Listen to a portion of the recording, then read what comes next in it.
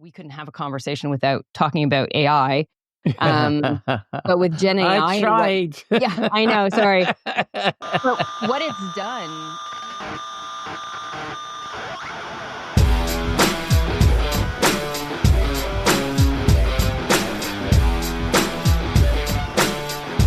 Hello and welcome to episode 270 of the Rockstar CMO effing marketing podcast, a proud member of the Marketing Podcast Network. I hope you're well and staying as sane as you feel you need to be. I'm your host, Ian Truscott. I'm not a rockstar, but I am a CMO. And on this podcast, I chat with a band of marketing chums who share their marketing street knowledge, which I hope will bring out the rockstar marketer in you. This week, it's my chum, Cathy McKnight, chief problem solver at Seventh Bear, who makes her monthly visit to the studio. And in a continuation of a theme that I've been discussing with Jeff over the past few weeks, I get her take on the first 90 days of a marketing leader. But first, we need to pay the bar tab. I'll be back in a moment. We'll be right back. After this word. We'll be right back. After this word. We'll be right back. Raise the rudder! Raise the sails! Raise the sails! Captain, an unidentified ship is approaching. Over. Roger. Wait, is that an enterprise sales solution? Reach sales professionals, not professional sailors. With LinkedIn ads, you can target the right people by industry, job title, and more to reach the professionals who are more likely to find your ad relevant. Plus, with 1 billion members on LinkedIn, that means you'll have access to 130 million decision makers and 10 million C-level executives. That's a lot of millions of the right people. Get started today and see how you can reach the right buyers with LinkedIn's enhanced targeting tools. We'll even give you a $100 credit on your next campaign. Go to linkedin.com/MPN to claim your credit. That's linkedin.com/MPN. linkedin.com/MPN. Terms and conditions apply.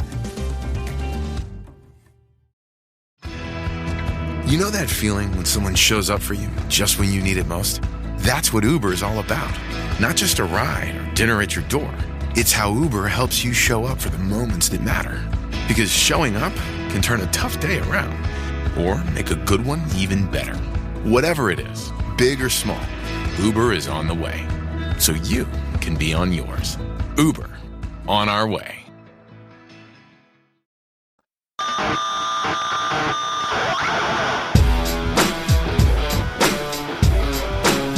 Welcome back, Cathy, to Rockstar CMO FM. How are you? I'm well, Ian. How are you? It feels like it's been a while since we chit-chatted. Yes, it has. I think only because we did a couple quite close together, didn't we? And we said we'd do it monthly, and we cheated and spent a little bit more time together than we planned. So it has been a month. And how are you? How's things? How's business? How's weather? How's all the things in Canada? I mean, all the things are great. I love where I live. My family's awesome. The weather has been crap. It's cold and rainy here. I feel like we have London weather, and you're going to turn around and tell me it's probably a beautiful day there. Yes, I am. Yeah, see, there you go. But spring will eventually get here, and things will flower. My daffodils are all blooming. My tulips are wanting. They just need one more, I think, warm day. So it's all good. All good. I got nothing to complain about. Yeah, our daffodils are going over. Yeah, and a lot of my tulips came up blind this year for some reason. I think it's because we had a very dry spring. But interesting. Again, we get onto we should do a gardening podcast, I think, Cathy. It'd be quite interesting. That would be fun. My tulips this year have been an exercise in surprise because I had dug them all up. I had remediated all of my gardens last year, which is a whole other topic. So I had dug up all of my bulbs, and I had pulled up and put my daffodils separately, but all of my tulips just went into one big bag. So it was like a whole grab bag. So when I planted them in the fall, I was like, oh, this is going to be interesting. Yeah. So it is a medley. It's going to be a medley cacophony of color and size and shape and whatnot. But I've got a few that clearly the squirrels have gotten to and eaten the part of the bulb that has the flower because I got leaves, but I got no flowers. Yeah, same here. Oh, that's a shame. Yes. No, that's fun. And it used to be that when we chatted, I don't know when the last time you rebuilt your house, but you always used to be constantly like building something. So I don't know if that's still the case, or you're just taking it out on the garden now. Well, I shift my focus to outside. So I am rebuilding my vegetable, because I have a raised vegetable garden. So I'm going to rebuild the frame on that. And I think because it's been so cool, I'm going to build a little warming tent for this weekend to put a frame over my garden where so I can plant stuff outside and not worry about the cold or whatnot, incubate that a little bit. But, I never thought we'd go quite down this. No, it's a bit deep. Let's get back on topic. No, I did the same. I built a raised bed and for the first time forever, I'm trying to grow some vegetables in a raised bed. But and I've done exactly the same as what you just described. Okay, let's get back on the topic of marketing. So, as you do know, is me and Jeff have been talking about the first 90 days for a CMO over the last few weeks, stepping through our 5 fundamentals. And I thought, as you were on the show, and we often talk about content marketing and content operations, maybe we could leverage your experience and stick to the first 90 days topic and see what you thought. So our 5 fundamentals, we talk about the knowledge, the master plan, story, the campaign, and the machine. And you and I have talked about things like teamwork, communication, the process, people, technology, and data. And I think we're hitting everybody up with all these things in all these different podcast episodes we do. I think it might sound a bit overwhelming. So I wanted to know, where would you start first 90 days running a content marketing or content operations function? So I'm a huge fan of 30, 60, 90s for anybody, whether this is your first job, whether you're taking over as CMO, CEO, whatever it is, having a plan. And I do a 24-hour, 7-day, 30, 60, 90, right? So what are you going to do? Yeah. And really, I think one of the big things that too many people, especially in a leadership role, go in and they try and do stuff too fast, right? They're like, been there, done that, get this, we're going to go. And I think really the first 30 days are about listening, building trust, and seeing what's there. No decision should ever, I don't care who you are, no decision should ever be made with the absence of an analysis, right?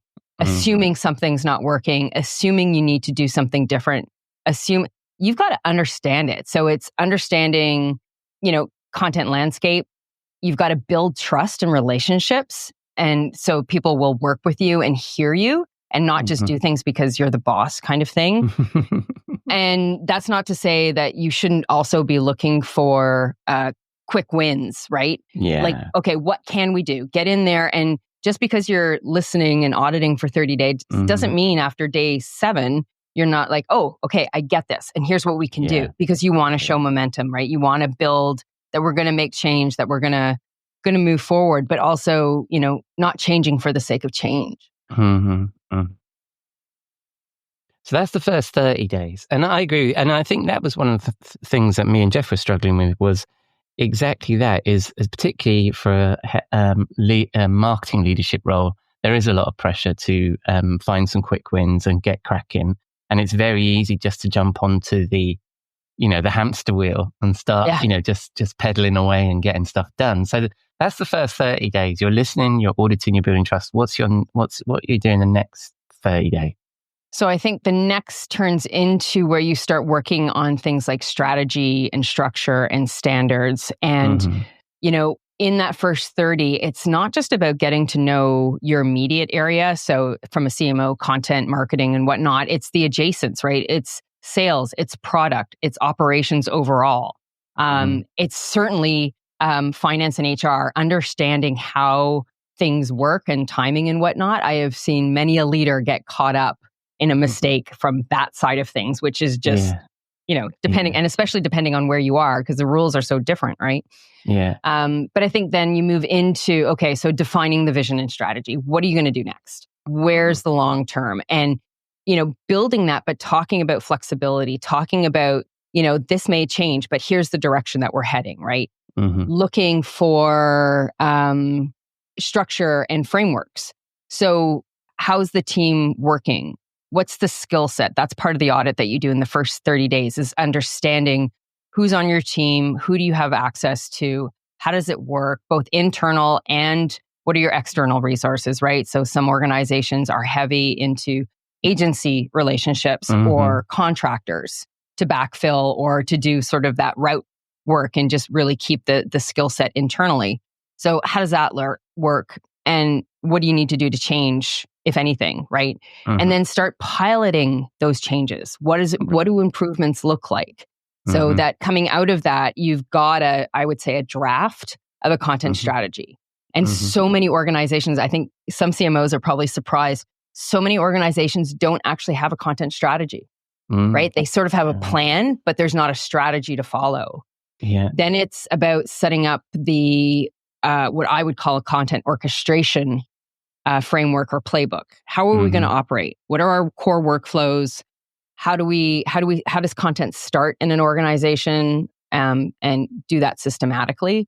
And then making sure that your tech is supporting that. And, people often go to tech first to fix things, and it's never what's going to fix something. It's generally process and skill sets. So making sure you have that coming out of your 60 day is really, really important. Right. So your 60 days. So at this point, because that's what I was going to ask you is like, okay, so when it comes to, say, for example, you've got here strategy and structure, are we saying, you said that you're going to start to understand what the current strategy is and then start to work on it. So it's a more of a listening, understanding mode. You're still in this phase, right? And then starting to implement some of your views, because I think the other things that people sometimes get criticized for isn't they come in with a model that works somewhere else and try and impose that model, and that's not the approach, is it? Absolutely not. So that's your first 30 days is really understanding, outwardly you're taking all the meetings, you're asking a ton of questions. You're not offering up a lot of, we should do this. It's very much that information intake, right? Again, asking questions, auditing, looking for data, those kind of things. I think the next 60 days or the next 30 days, so you're 31 to 60, you are starting to put into place some process changes, some structural changes as far as team and relationships, workflows. You have a draft, first kick, initial outline of a content strategy, right? So what is your content and or marketing strategy? So the approach, big, making sure it's aligned with the corporate objectives, which again, often they're not, and how it ties back. Because if somebody says, well, we've never done it that way. Well, no, this is new, but we're doing it because it ties back and is going to deliver against X, right? The higher up and whatever it needs to roll into. So you're actually starting to move things forward, but not like firm stake in the ground. You're sort of getting the landscape and starting to plot out where things are going to go, but not putting shovel in the ground. That comes in the next 60 and beyond, right? That's when you operationalize, optimize, orchestrate, and start moving beyond. You build on the momentum that you started with those initial steps. Right. You start saying, this is how we're going to do it, right? So training and delivering against what's happening and starting to see the results of those first few pilots that you did in the 30 to 60. And it's finalizing that strategy. Going beyond 90 days without saying, okay, this is our content strategy for the next year, 6 months, I think is a mistake. You've got to have a plan. Plans are made to be changed. But if you're still like, oh yeah, we're still working on it, you've just set the standard for what it's going to be like, right? People are going to be like, oh yeah, it'll just keep going and running. You've got to start putting stuff out and setting the expectation that your team's going to do the same. Yeah, and I think that some people, I think when we talk about a 90-day plan, you think, well, that's going to be plenty of time. But it is that you are actually getting quite a lot done in that period, aren't you, in the way that you've described it there. One of the other things where you were talking there, and we've kind of talked about it on the show before, is that part of the challenge sometimes here is that, yes, you can have a strategy and you can have goals of your own, but they need to ladder up to something. And yet you can find there's a bit of a gap when you start looking up and you go, well, what are the goals of the business? And there's a bit of a disconnect there. So how would you work with teams to say, well, okay, then we need to be kind of developing our own goals and then hope that kind of resonates with the C-suite? Or How do you manage that gap? You know the gap I'm talking about. Absolutely. And I'm doing that with a client right now is they're kind of reevaluating. So they're not following their typical path as far as start of fiscal year and issuing, like setting budget and goals and whatnot. It's been a bit wishy-washy. And I go, you can't wait. You've got to just push on and move forward. And if it's wrong, somebody will tell you that. But if it's right or not wrong, right, then you can continue and you can make progress. Be ready to pivot and change, but you know what you need to do. I mean, it's often at that director, senior manager level where they really understand what is it that we need to do, right? So again, keeping track of making sure CMO isn't just meeting with leaders, they're meeting with every layer of the organization. And I mean, if you can meet with everyone on your as a direct report, even if it's a 15-minute thing, then good on you. And I would absolutely try and do that. But it's about moving forward. It's about not being, oh, well, I haven't been told what to do, so I can't do anything. Yeah. So many people do that. They just wait to be told, and you can't. You've got to show progress, right? And measurement is something we didn't touch on it in terms of the 30, 60, 90, but have a 30, 60, 90 plan. And how are you going to measure success? You know, is it is the KPI in the first 30, is that like number of stakeholders that you met with? Is it about getting a content audit done? Is it about understanding, definitively knowing whether there is a content, what strategies exist, and where do you have to ladder up to?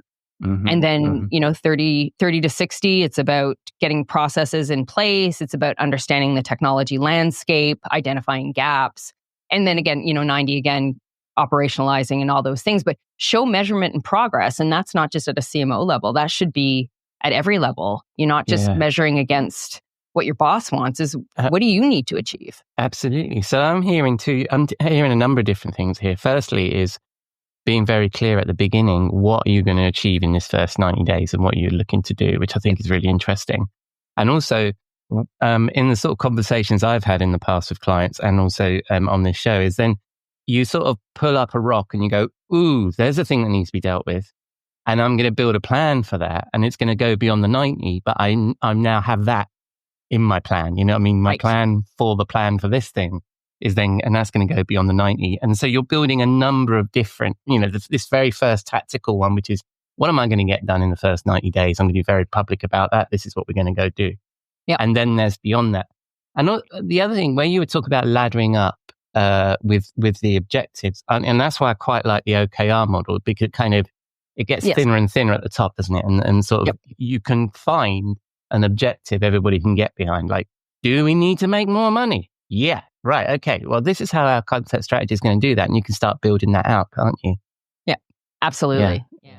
And the other key thing too is a communication plan. Now, I know I am completely biased because that is my background. That's where I come from. I have written many, many, many a communication plan, from crisis communications to PR to executive communications, brand communications. I cannot stress how impactful in a positive way a communication plan will be on any organization, no matter what you do, what vertical you're in, how big or small the organization is. Communicating at every stage, knowing what you're going to do and what you're going to talk about. Even if there's nothing to talk about, it's just the outreach. It's that sense of connecting and I'm here for you. I hear you. You have a way back. So it's whether it's emails, whether it's town halls, communication with your C-suite, your fellow C-suite, knowing what you're going to talk about and keeping that regular cadence going. Once you get it into practice, it's amazing how easy it can be, but it's that friction of starting. Yeah, and you're making connections. Super essential. You're making connections within the business. And what does better than create a connection than going into somebody's office and saying, how can I help you? And how is this going to help? And the other thing I think with that comms thing and this goals thing is it then gives you license to go and meet people that maybe aren't in your direct team or aren't in the commercial team, but say, well, I need to have a conversation with this person in finance because this is how it impacts what I'm trying to achieve from a evaluating budget perspective or something like that, right? There, you can have those conversations rather than people going, why on earth do they want to talk to me? Or why do they need to talk to them? You know, and that kind of stuff. So it's cool. Yeah. And CMOs are in an interesting position right now, particularly because, of course, we couldn't have a conversation without talking about AI. But with Gen AI, I tried. Yeah, I know. Sorry. But what it's done, even more so, I mean, I've been a firm believer that, and I've said it for decades, my entire career, that your employees are your number one marketers. Yeah. If absolutely. I work for an organization and tell my friends and my family, I'm like, oh my gosh, I love my company. We do amazing things. We're good. We're honest. I'm passionate. I love my job. I love the people I work with. And that's not to say be Pollyanna and it's, all good all the time. Yeah. But if a friend or somebody talks to me about an organization that they work for and love it and super positive, that's a really big promotion, right? That's a big incentive because we often bitch about our jobs.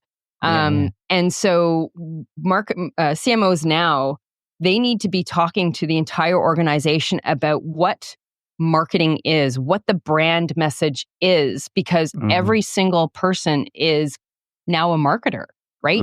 Everybody in the organization is a marketer, and we're starting, more and more organizations are starting to see that. So the profile of a CMO really has expanded and sort of starting to creep into the CCO, the Chief Communications Officer in internal comms. They need to be way more lockstep now so that internal is getting the message before external. The last thing you want your employees to know or learn about something with your org is through the news, right? Or in a commercial. All of that should be launched. Like if you're launching a commercial at 8 p.m. on a Monday, it should be going out in an email to employees at 7:55. Yeah, absolutely. Well, a couple of things around that. And I was having a conversation with a mate about it the other day because he was talking about the branding of his own company. And we were talking about some of the previous experiences we'd had working together because I'd worked with him for a long time. And I think it's when something happens as an employee that seems out of keeping with what the brand is as you know it. You know what I mean? Like there's a rebrand and you go, that's not us. Or the CMO stands on stage and talks about something. You're like, we don't do that. And that's when you get disconnected from your employees. The other thing I think as well, and it's funny we've gone into this employee thing, but we're no longer the creative gatekeepers. Look at LinkedIn at the moment, and I'm going to write about this. There is a lot of high quality execution of content, like nice looking stuff that's created by AI, that would have been way better than the author could have done. But the message is just shit. Right? Oh, it's or all the joke shit that they're trying to make or whatever is bad. The messaging is bad, right? Yes. And yet all of our employees have all these tools at their fingertips and within a few moments could make a complete arse of our brand, right? So, and so you have to now have employees in the tent and understanding this is what we stand for. So when they go and do that stuff, at least it's broadly inconsistent with what your message is, right? Exactly. Yeah. Cool. Well, I've got some more questions about as you know, about this first 90 days. So that kind of, you broadly sketched it out. What I quite like actually, and maybe this might be for your next version of this model, right, is that your 61 to 90 days, I'm going to go backwards, is operationalize, orchestrate, and optimize. So that's 3 O's. And then 31 to 60 days was strategy, structure, and standards, 3 S's. But your first 90 days, listen, audit, build, trust. Cathy, come on. We need 3 L's. No alliteration, right? I know. Shame on me. I before I sent, because we swap out notes before, do a little bit of planning before that. And when I wrote it into our shared doc, I was like, oh, I need to change that, and then completely forgot to go back and do it. So I'll work on that. So good call. I love it. But the other thing, one of the sort of buzzwords that we're always talking about as consultants is doing a gap analysis, right? And you kind of alluded to this, right? That is what you're doing in the first 90 days. And it sounds like for a little bit of between day 31 and 60 is you're kind of looking at where the gaps are, building some planning against that. But one of the things I kind of had the conversation with Jeff about was that can be a little bit negative early doors, right? Is that, we've got a problem. We need to build a thing around the problem. And I wonder whether there's the flip side of that, particularly in content where you're actually finding your strengths and we start leaning into those. So, my God, I've got somebody who's fantastic at, I don't know, LinkedIn ads or SEO or something like that, but they're being used for organizing events or whatever it is. Is that the sort of approach that you recommend as well? That in that could be some of those quick wins, that you unearth some talent in there and you actually lean into that and rather than go, oh, we better focus on the gaps. Oh, absolutely. Yeah. I think that's exactly the way to go from that perspective. And sorry, I got distracted because I was trying to come up with an alliteration. So how about explore, evaluate, and establish trust? There we go. Do you know what? There's two things. I'm in awe. One is that you did that live while you were listening to my question, obviously, and how good it is. So yeah. So now, first 30 days, listeners, we've got explore, evaluate, establish trust. Days 31 to 60, strategy, structure, and standards. Days 61 to 90, operationalize, orchestrate, and optimize. And that's the Cathy McKnight ESO strategy TM. Oh, I like it. There you go. See, so full disclosure, I had started working on it, so I had a couple of. So I just finished it up. But yes. So when you do your gap analysis, the flip side of that, where you sort of unearth some gems. Yeah. I guess the question answered itself, isn't it? I'm just trying to look for proof of my own point. But have you seen that with clients? Have you done that sort of activity where like, oh, good Lord, why don't we lean into this rather than think of it as a problem? Oh, absolutely. So one of the things that I find still like super mind-boggling, gobsmacking, whatever word you want to use, is that when we do an analysis and evaluation, where, whether it's your end of year eval for employees, whether it's a gap analysis on technology, whether it's a process analysis, we always look at what's not working and focus on that, right? So let's fix this. This is bad, so we need to work on that. And so when it comes to employees, look at what they're capable of. Where are their strengths? What are the core competencies? So establishing core competencies. What is it that everybody needs to be able to do and at what level? Because depending on your role, you're going to do it at different levels. And then make sure those are working. And if they need improvement, great. And then enable, if you can, the employees to lean into their strengths rather than trying to fix something that, you know what, you can have somebody else do it. Yeah, right? Yeah, exactly. And the same thing with process is look at, certainly fix the gaps and whatnot. But if you're really good at something and it's not being optimized, then spend time doing that as well. Don't just look to fix the problems, which you have to do, right? And if you spend too much time just continually working on what works well, then the peak and valley of good and bad just gets more disparate, right? Yeah. But there's got to be some balance in that, because if you spend your first 30 days or even part of, into the 30 and then into the 60 going, we're going to fix. People's morale are going to be like, I suck, I suck, right? Yeah, exactly. That's what I was thinking. And it's too much. I don't like what you do, as opposed to, wow, you guys are, use your word, rock stars at this. Yeah. Let's lean into how can we leverage that? We talk about when we go in and do an analysis with companies is we look for what I call bright spots. Yeah. What are other parts of the organization doing well, really well, that we can leverage and lean into and, lift and shift to, whether it's content or marketing or whatever it is. So then not only are you gaining the experience and expertise of something that's been fine-tuned and is working well, so you start off ahead of the curve, but you've now aligned with another part of the organization. So don't just look, CMO shouldn't just be looking at process and skill set from their team. It's like, what else is going in the org that we can leverage and align with to make it stronger, better, faster? Oh, absolutely. Especially as that goes back to our employee thing, right? If it gives you an excuse to engage with the, as you say, the people out there who are actually going to promote the brand, then fantastic. Yeah.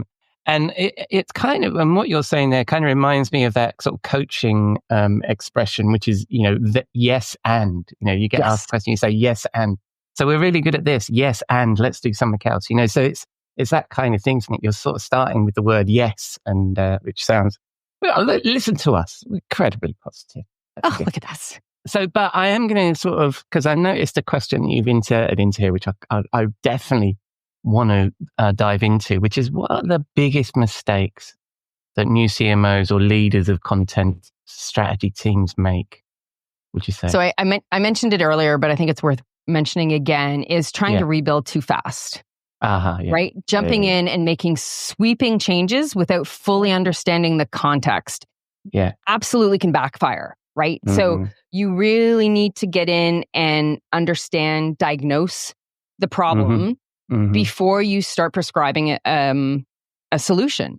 Because especially quickly, you're only going to get the surface. If you have to keep, and I'll leverage something that Robert does from an exercise is, you ask a question and then, okay, so why? And then they follow and then why? And then you follow and then why? And then you follow and then why? And if you may actually come up to because, and it's something that's, you can't change that, the ultimate why. Does that mean you can actually make that change? Is it a different change? If it's because we've always done it that way, well, that to me is the big green go button for changing something, because that is never a reason to do something. I remember, how long ago was it? Over a decade ago, I remember Robert doing the very same thing with the team that I was running at SDL back in the day. And we did exactly that process on everything. And then when you know why you're doing something, like at that very bottom level, you can then rebuild from there and go, well, maybe there's a better way. Maybe we can get to this a better way than what we're doing it. So I think that's really interesting. And I think we might have spent most of our time here talking about tulips and so we're sort of running out of time here. But one of the things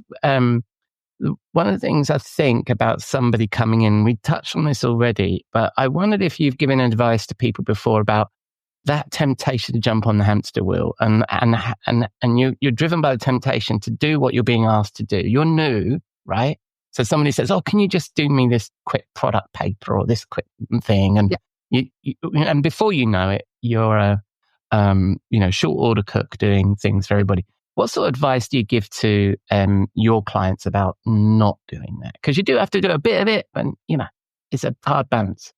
Yeah, see, and I disagree, not fully, but a little bit in that. Okay. I think if you come in with a plan and say, here's the plan, and you're going to have, as CMO, I mean, you're not starting day one not having had conversations with the CEO or the COO or, that. So you understand your mandate. CMO is not a small job. You've done your homework. You're not taking that job for, like I said, for shits and giggles, right? There's something to be done.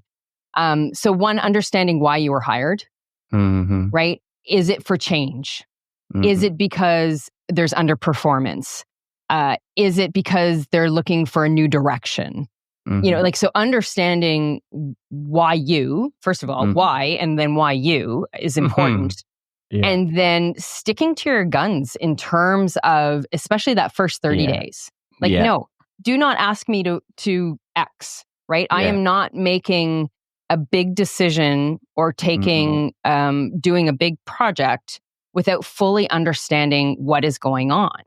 And so, because you start doing that, then there goes the opportunity to really look at the operations and understand them and make the changes that need to happen.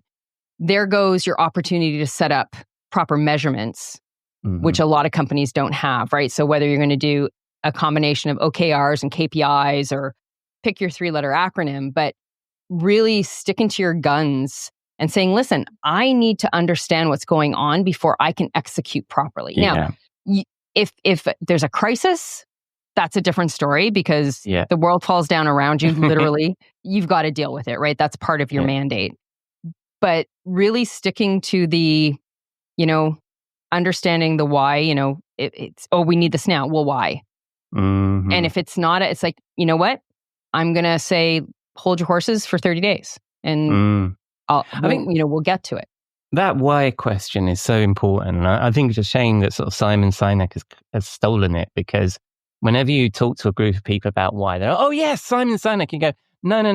I don't mean not that why, not what, Not like some kind of purpose-driven brand bollocks. What I mean is why are you doing? And like when somebody comes into the office and says we need more video or a bigger logo or need to be on TickFace, the why question is so important, and you need to back that up with having that structure that you've already defined. Does it deliver against any of these goals? Yeah, those are the goals you wanted, right? So yeah. And I think too, the lastly on that question is, if you fold, you have now just set the precedent. Oh yeah, right. Like but you did it last time. So play the new card. Hey, you know what? I'm new. I'm trying to figure my way around here. I've got some really big things that I need to do in my first 30 days, 4 weeks, 5 weeks. And so again, play the new card. So the why and what's it for, and can it not wait, and what about this, and how have you done it before? Usually you can mitigate, again, unless it's a crisis. Like I can't even give you an example. I don't want to curse anybody. So really, lean into that, and because you set that precedent, and especially if your mandate is to change how the team operates and what they deliver and how they deliver, if you fall into we've always done it and the last guy or last person did it. Well, I'm not that last person, and that's not why you hired me. Yeah. I mean, a lot of what you said as well would work not just for CMOs, but for any leader probably in the business at all. And I think the point you were making earlier on about trying to move too fast with change, I'm kind of developing this idea that an organization almost has an immune system, and if you start poking with it too hard, it'll attack you and you're out, right? Oh, absolutely. Regardless of whether the CEO said, oh, no, I really, really, really want change and you're going to do it. And I fully back you to the hilt. If the resistant, if they come for you with the pitchforks and burning what's-its, then there ain't no coming back, is there? Yep. All right. So that was fantastic. And there were a whole bunch of questions I was going to ask as well. But let's move on to what's coming up for you at Seventh Bear, Cathy. So we have our Bear in Mind series. Another episode should be dropping soon once Robert's back from holiday. Yeah. And we record those regularly and get them up as regular as we can. I'm heading out on vacation I know. next week. So no conferences for me this month, because I was protecting my time to get work done around that. Yes. But the usual, check out seventhbear.com. We're posting blogs and getting Bear in Mind up. And, Robert's got his usual thing as well. So what have you, can you tell us a little bit about what's the next topic coming up for Bear in Mind?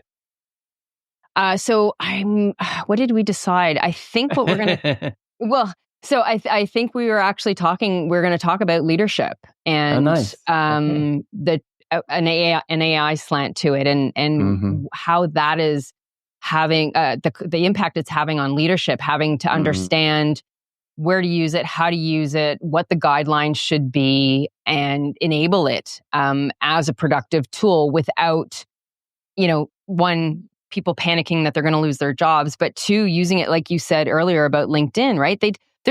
You can get some if you take the time, you can get some pretty decent stuff out of it, but you've got to do the run through, right? Get them to do an outline, get it to do an outline, and then fill in the blanks, or, a very, very rough draft, and then make it your own, because it's never quite right. And you can see it. Like you read some stuff and you go, nobody reread this, right? Like, especially when they have those long M dashes, you're like, oh my God, that is so AI. Well, I think we should try and claim the M dash back from AI, but I agree with you. And the other thing, I'm actually doing a presentation. Yeah, it goes out after this to marketing profs. And one of the questions I have is that they've asked me to answer is, how is AI affecting content marketing? So all of those things that you just said, it's about the message you want to do. It isn't about the execution, right? And then you've got to be really involved. You cannot outsource this shit to the machine. Yeah. Anyway, we nearly digressed there. And so Cathy, you told us a little bit about what's happening on the Seventh Bear, which we can find at seventhbear.com. When people spin the dial on the interwebs, where they're going to find you, Cathy? LinkedIn, Cathy McKnight, Instagram, all the handles are the same. And I'm not super active on social or LinkedIn. I do a lot of commenting more than posting. I guess I should maybe switch that around. But so find me, and then different conferences throughout the year.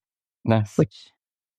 And I shall see you in the studio in a month, so we'll get that scheduled, and then hopefully we'll have some of these bear in mind topics to discuss as well. Absolutely. All right. I'll see you then. Thanks. All right. Thanks, Ian. Have a great day. Cheers. Bye-bye.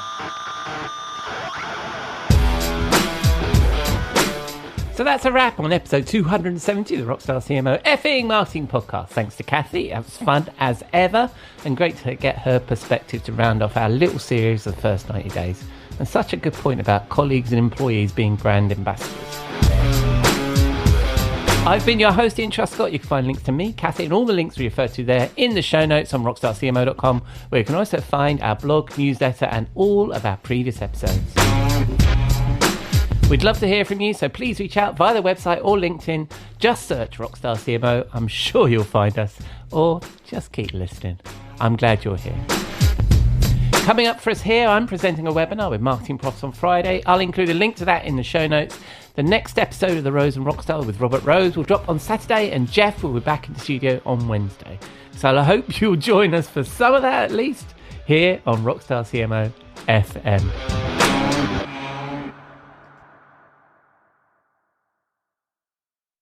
You may know you're listening to this show along the Marketing Podcast Network, but did you know there are other great shows on MPN to help your business? Hennika Watkins-Porter hosts The Entrepreneurial You, empowering entrepreneurs with insights on leadership, business, and success. Hennika, tell listeners what to expect from your show. So we provide innovative business strategies and practical solutions to common entrepreneurial challenges. And where can people subscribe? Find us at hennikawatkinsporter.com, as well as the Marketing Podcast Network at marketingpodcasts.net, or search for it wherever you get your podcasts. You heard her. Go subscribe. This podcast is heard along the Marketing Podcast Network. For more great marketing podcasts, visit marketingpodcasts.net.